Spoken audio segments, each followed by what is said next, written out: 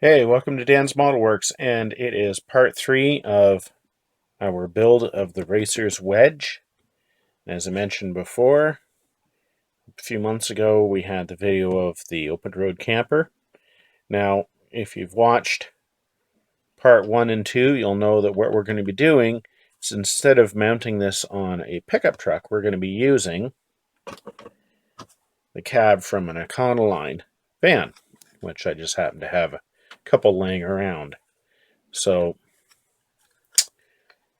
this is the van we're going to be using, and in part 2 we were creating a whole pile of molds and parts, and you can see here's the molds right here, some of the suspension parts, that's for leaf springs, and here's some of the engine parts.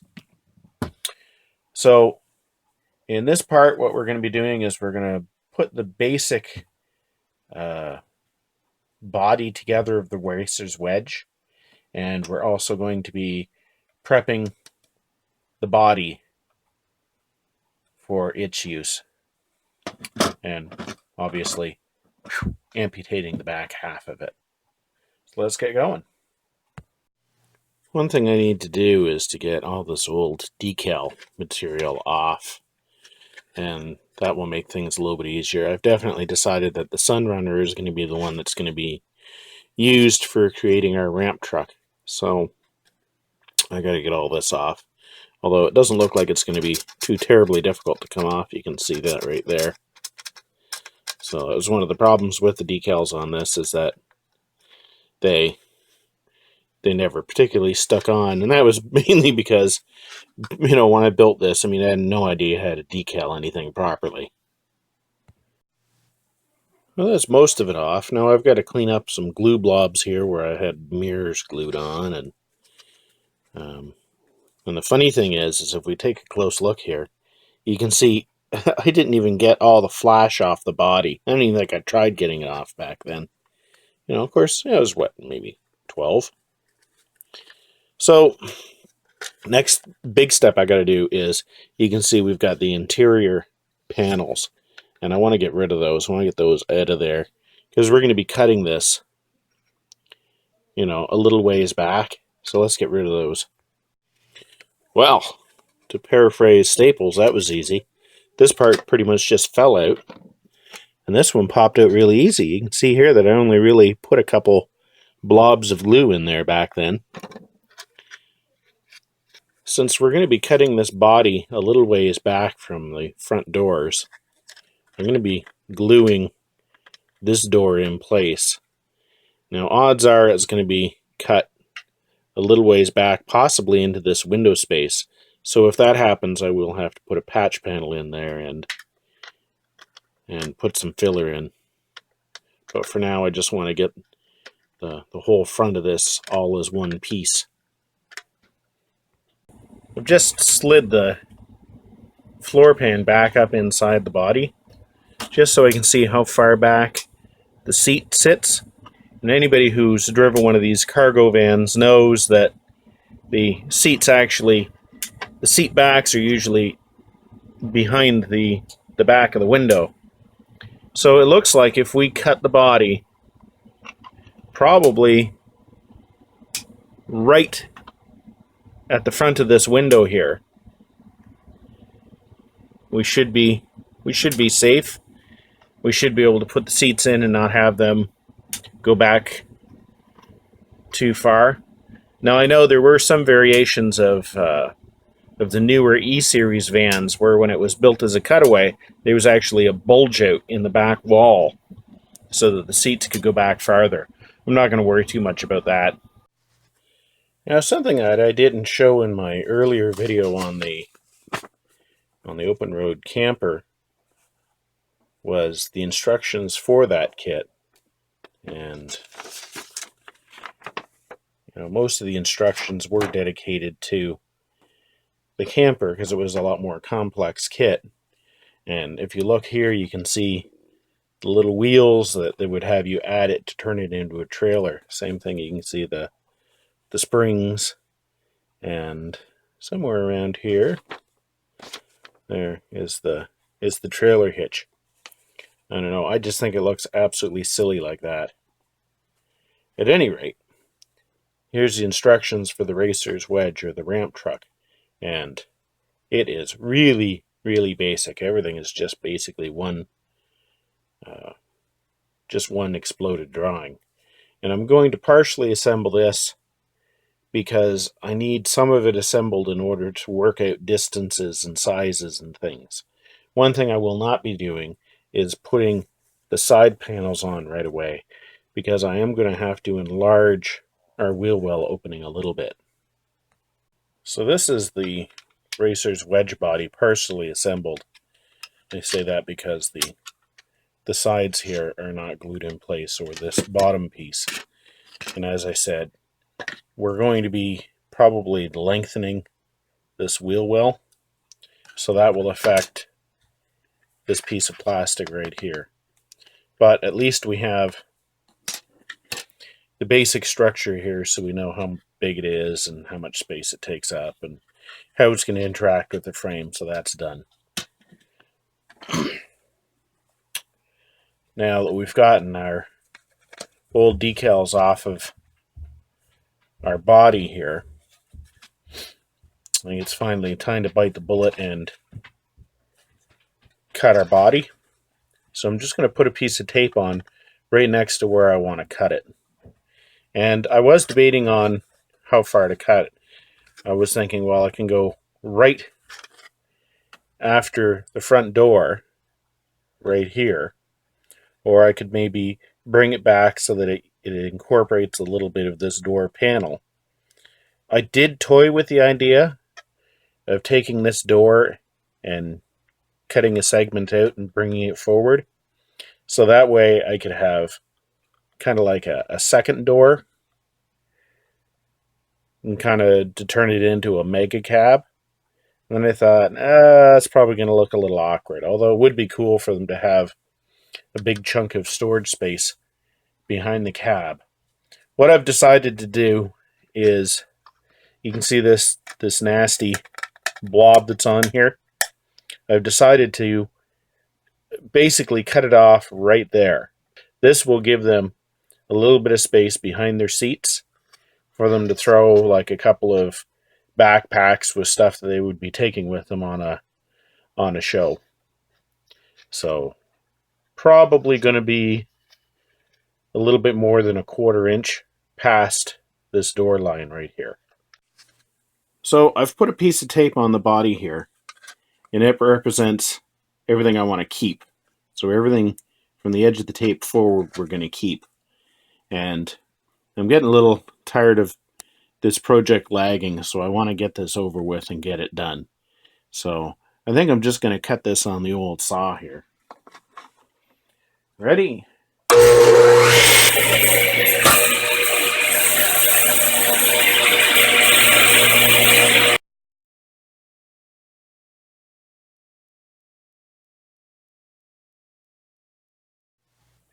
Alright, so as dramatic and entertaining as that probably would have been, I think I'm going to use a razor saw, and I'll just work my way around, once again using the tape as a guide. Sorry. I know the other way would have been a lot more dramatic. Yeah, this is taking a little bit longer than using my big radial arm saw, but I think it's probably going to give me slightly cleaner results. Haha, there we go. A cutaway cab. Just get the tape off and see how bad it really turned out.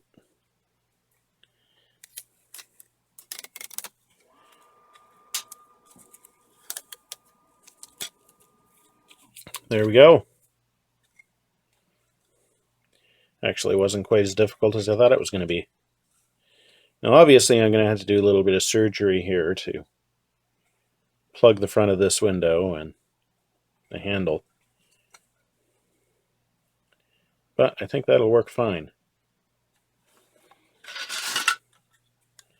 Let's just try.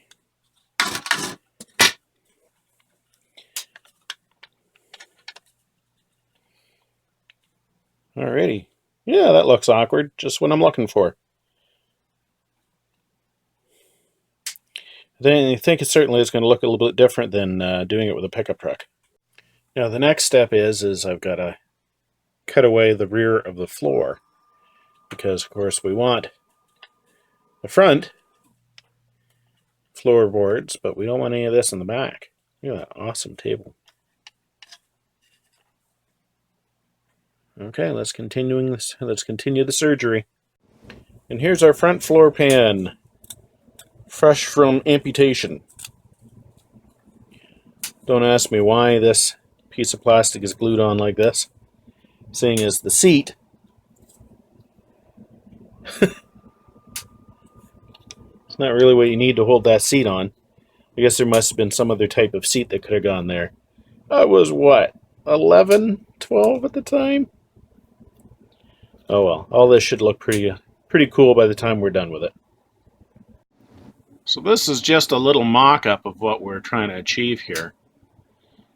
I just put Willie and Herman's Model T hot rod on there just to get a sense as to how it's going to look. And I think it looks pretty cool. It's actually looking a little bit better than I thought. So I've put a very thin wafer of styrene in here where the window was, and that'll give me a basis for putting a little bit of filler on there and hopefully blending it in. In this shot we can see that the reconstruction work has been continuing. I've put 2 applications of putty on here, and I'm not going to worry about whether it's absolutely perfect or not, because on the real van they would have created this panel by basically welding together bits and pieces of the door anyway. But I do want it to basically look right. Now, I was going to start worrying about putting some stops and guides in here so that when I put the floor in place, it'll kind of clip up in place, because I'm going to have to put this in and out, a good couple dozen times before it gets glued in finally. And then it occurred to me that my door panels, when they're glued in place correctly, this part right here and this part are actually going to engage with the step sides, and they should index everything together. So the next thing I'm going to do, I'm going to glue these things in place. This is one of our resin sidewalls that we copied from, I believe it was from the Stinger van. And because for whatever reason I managed to lose the ones where I didn't even think I used them on the Sunrunner. So anyway, I copied those, once again using rubber molds and resin. So this gives us a speaker, window winder, handle, and everything like that. And as well, the bottom of the door gives something for the floor to line up with. My resin sidewall pieces are now glued in place. This is actually the second time they're glued in. The first time I had pretty much shoved them all the way up against the nose, figuring that would be where I wanted them. But then that ended up making my floor be set back away from the part where I cut the body, and I knew that wasn't right. So I ended up using some debonder, because of course these were in with super glue, and I cleaned everything up and positioned it correctly now so that our floor lines up at the back of our cab, and that seems to make everything sit in here a lot happier. And I did come across a happy discovery in that I didn't think I had the firewall anymore. Now this is the firewall from the red van. It doesn't matter. Before I actually glue this in place, I'm going to basically trace an outline so that I have a firewall to use on the red van when I eventually do whatever I'm going to do with it. So that's basically where we are now. So as I just mentioned earlier, I have one of the firewalls actually from the red van, And this is the one I'm going to use now in the yellow van, the Sunrunner, that we're turning into our racer's wedge. But since I am planning on doing something with that red van in the future, I would like to have a firewall. So I traced my actual firewall onto a piece of plain styrene and replicated as best I could. And when the time comes to do something with my red van, I should be able to have this fit. Actually, it's not a perfect fit. Need to trim a little bit away, but when you figure I was tracing anyway, that's at least we're in the ballpark. So it's nice to be gluing things together. As you can see here, we've got the firewall glued into the floor pan. And I made sure I cleaned up all the old scuzzy paint and plastic model cement that I had on there as a kid. And if we pop this in place, you can see our pop it in place without using too much force this time. You can see everything is tending to find its correct positions. So the next thing I'm going to do is I'm going to put a piece of tape across the bottom here, and then I'm going to trace out a back wall.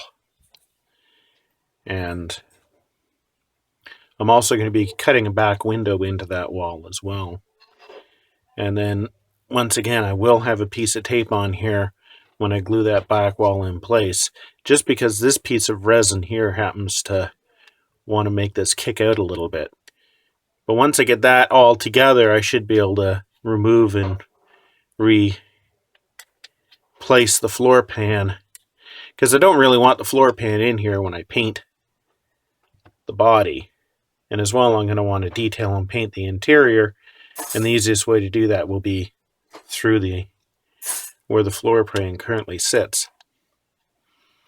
So things are coming together. It's nice to be gluing stuff together as opposed to hacking it apart. Our tape is in place, and I've already traced and rough cut the back wall. And as you can see, the pencil line represents the actual outline of the vehicle. Now, I'm not even going to attempt to cut that exact. What I'm going to do is I'm going to glue it on as it is, and then I'm going to trim to fit. So that way, basically, the body of the cab will actually keep me from cutting too far.